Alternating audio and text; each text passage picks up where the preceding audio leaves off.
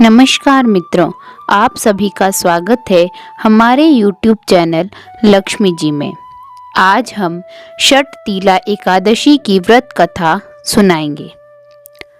आप हमारे चैनल पर नए हैं तो चैनल को सब्सक्राइब करना ना भूलें। षटतिला एकादशी व्रत कथा।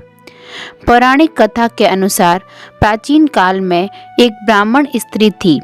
धार्मिक होने के कारण वह हमेशा पूजा पाठ और व्रत किया करती थी, हालांकि कभी दान पुण्य नहीं किया करती थी।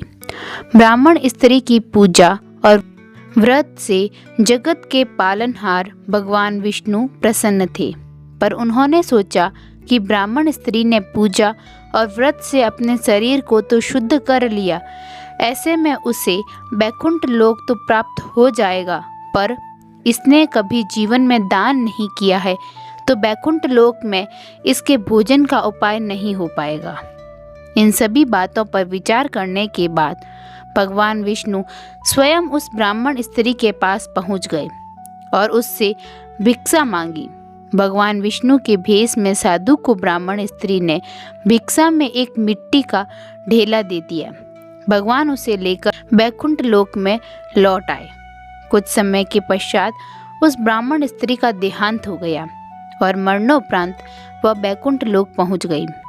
उस ब्राह्मण स्त्री को भिक्षा में मिट्टी को देने की वजह से वैकुंठ लोक में एक महल प्राप्त हुआ, लेकिन उसके घर में अन्न नहीं था। ये सब देख भगवान विष्णु से ब्राह्मण स्त्री ने बोला, हे प्रभु, मैंने जीवन में सदैव पूजा और व्रत किया, लेकिन मेरे घर में कुछ भी नहीं है। इस पर भगवान ने कहा कि तुम वैकुंठ लोक की देवियों से मिलकर षटतिला एकादशी व्रत और दान का महत्व सुनो।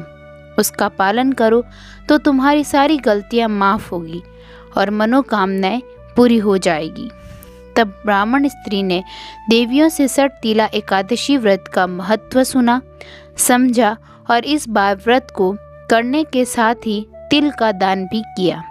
इसीलिए तब से यह मान्यता है कि षटतिला एकादशी के दिन व्यक्ति जितने तिल का दान करता है उतने 1000 वर्ष तक वैकुंठ लोक में वह सुखपूर्वक निवास करता है। एकादशी माता की जय। आपको यह जानकारी अच्छी लगी है तो चैनल को सब्सक्राइब करें, बेल आइकन प्रेस करें। धन्यवाद।